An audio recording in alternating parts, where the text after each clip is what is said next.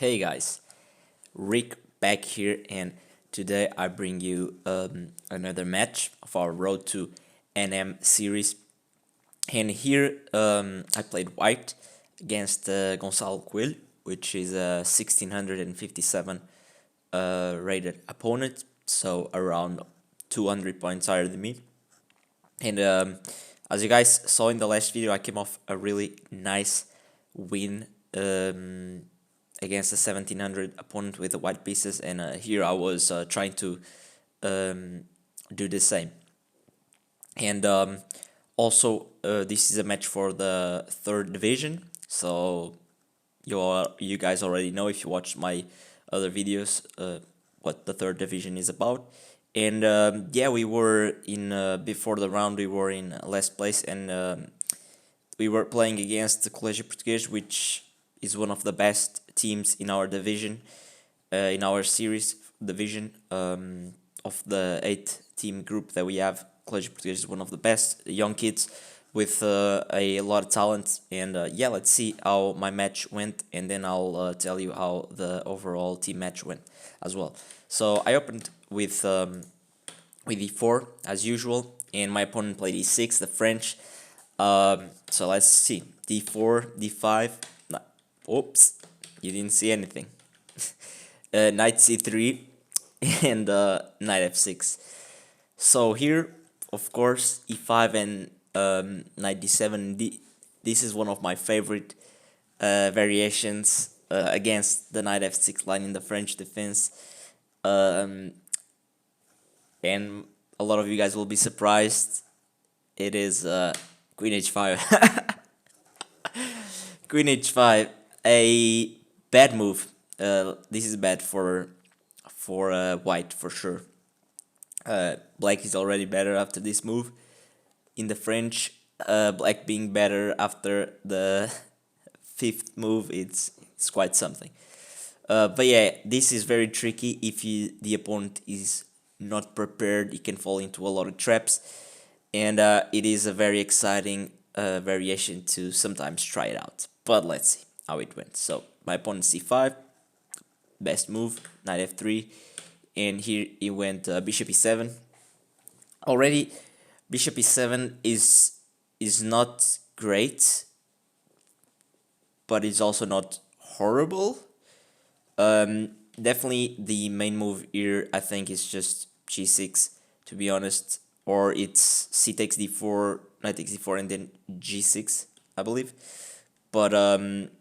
But yeah, you went bishop e7 in here. I already didn't really know what the best move was, unfortunately. But yeah, I was looking at knight b5, but knight b5 doesn't really do much because when I land here, it just takes with the bishop. I saw bishop g7, which I was like, okay, try to trade this bishop here, and activate my pieces, long castle, f4, f5, maybe in the future. And yeah, I also looked at knight g5, but that really doesn't do much. Knight g5, just g6, and what are you doing, really? So I ended up with playing bishop e7 here, and I was kind of afraid of him just taking, honestly. And when I took with a knight, he could easily just play g6. And here I already didn't like the position because, for example, if I can't go here, which is the square that I normally want to go because my knight is hanging. My bishop is no longer there to protect it. Going here also doesn't really help me. cd4, and I can't really take this because my knight is hanging once again. So the only move would be queen h6. But after queen h6, I didn't like just c takes d4, and after knight b5, even the simple knight takes e5, I didn't really like this. I was like, what am I doing? I'm probably completely losing here. But this actually is very good for white, almost close to winning. It's like almost +2. But yeah, I mean, I didn't see all these variations, I didn't really see this. I stopped after probably c takes d4, honestly. Um, but I played it, and I was like, whatever. If he takes, I'll take with the knight, and I'll just figure it out. I also was maybe I was like maybe I can take with the queen, but even this is bad. So I would probably just take with the knight and try to figure it out over the board. But yeah, bishop e7, and here he played the best move, which I thought it was a big blunder actually. I thought the best move would be to take the bishop. And I thought knight c6 was really bad, but actually the best move. But I thought it was really bad because I could just trade. Um, I mean, whatever he takes with queen, for example, I was thinking knight e5, you know. I'm threatening this check, so he has to castle. And here I was like, probably like bishop d3, something like that, just forcing this. Going back here, I was thinking maybe queen h6, probably, or even, yeah, queen h6, I was probably thinking, but yeah, here is just better after cd4. And yeah, it's I don't really have a continuation because like after this he can just play f6, probably even f5, but f6 probably better. But yeah, so yeah, uh, I was very much screwed in this game, in a lot of ways because I didn't really understand the position.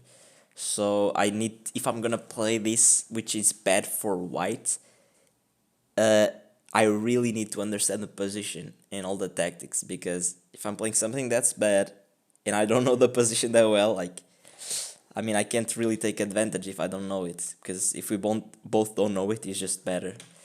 But yeah, um, it took with the knight, which I wasn't expecting, and it's already equal. I played knight b5. That was my plan all along, and here it took a long time to find a move. Honestly, it was kind of shocking. He spent like at least 25 minutes looking at this position. I just thought he would castle. Honestly, I just thought he would castle, and I mean here I had a lot of moves. I could go knight d6.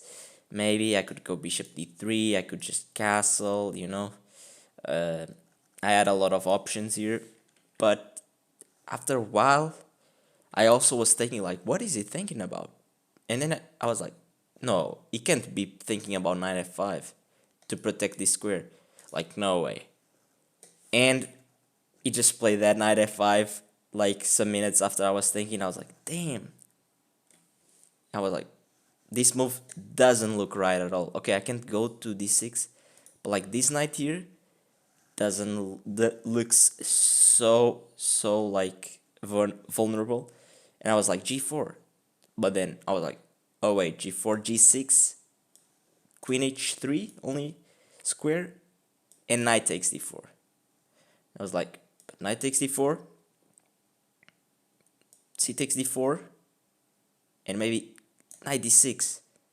But then I was like, eh, queen f8, queen f8 probably, and I mean, I stopped here because I was like, okay, even this check and here I thought like, eh, I don't know if I really like this, because he can go after this after, but I can play f4, and but I didn't really like this position.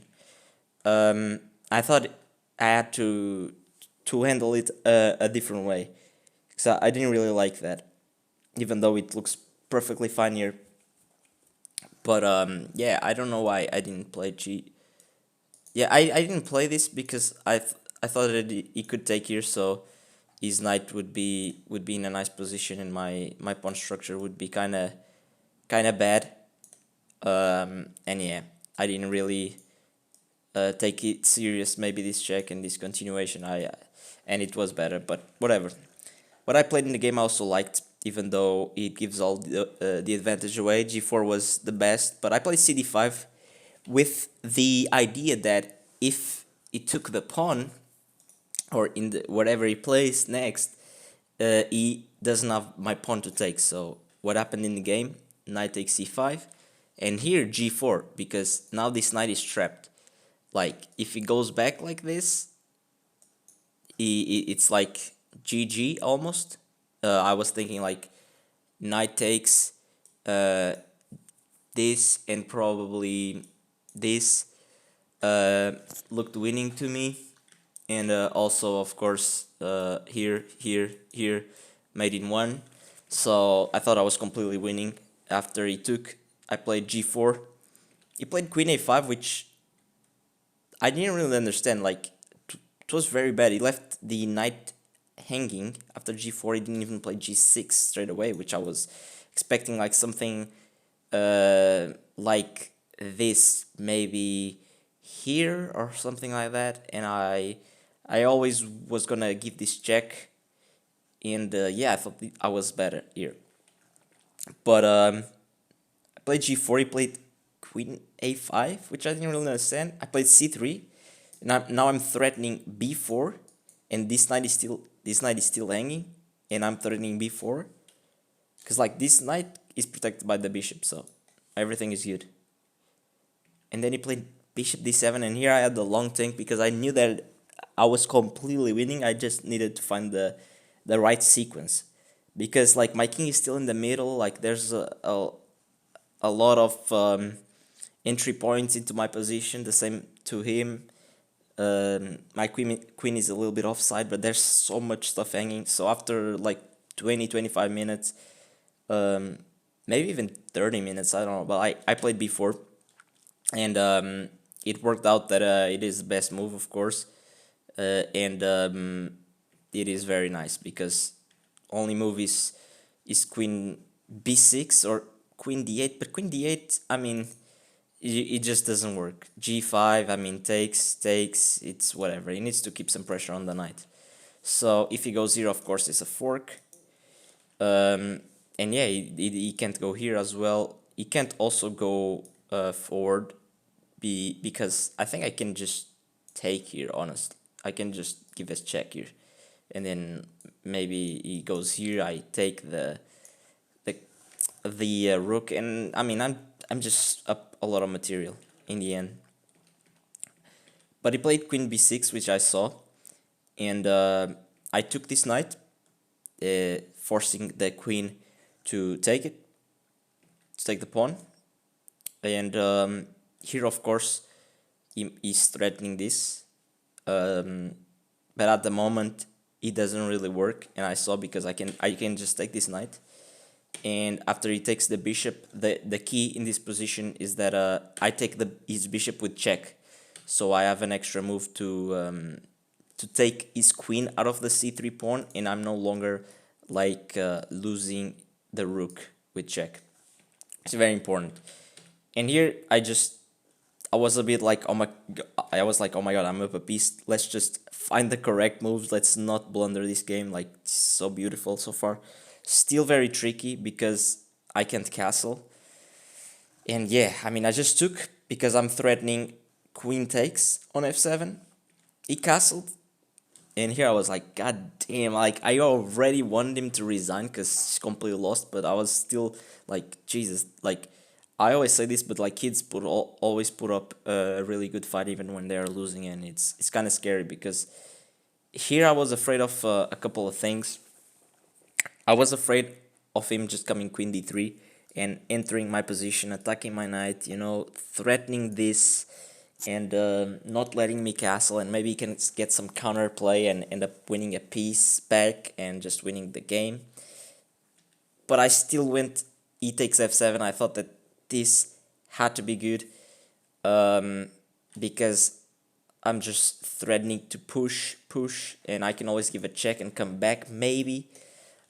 Although here I was thinking of queen d3. I thought queen d3 was definitely the most precise move and the best follow-up. I was thinking rook d1 here, and after queen c3 just king f1, and I thought I would survive this attack. Then I would go king g2, and yeah, my pawns are just too good, and I'm just up a piece.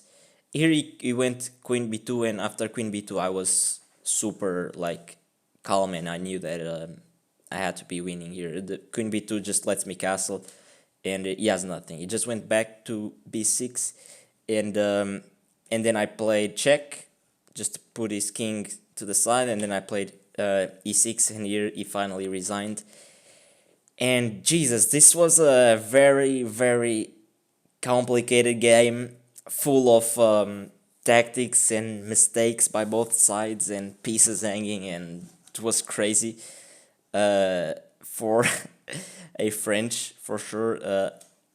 21 moves only, and yeah, I was very happy because we got 3 wins in a row right now, and uh, we in the team match, we ended up tying. So I won my match. One of our teammates lost, and the other two drew.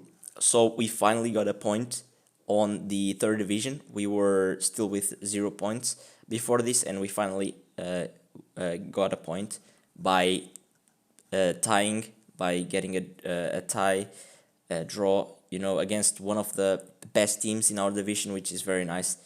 And yeah, there we are in. As I said before, our objective is not to get last, because if we get last, we get demoted to a worse like division. And yeah, I mean, we got a point. We are in second to last place.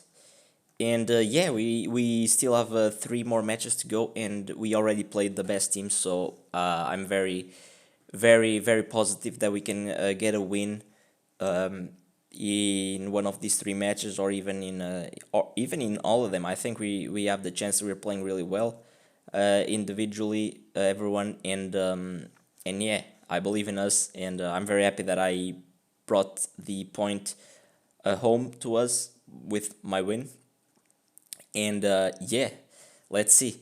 They're gonna be very, very, very tense matches for sure. The next one, and yeah, I still have one game to cover, and that will be the third round of the Hotel Moliceiro tournament. And yes, stay tuned. Let's see if I can keep this streak going. Hope you like this crazy game, and yeah, I'll see you guys for more chess in the next video. Bye bye.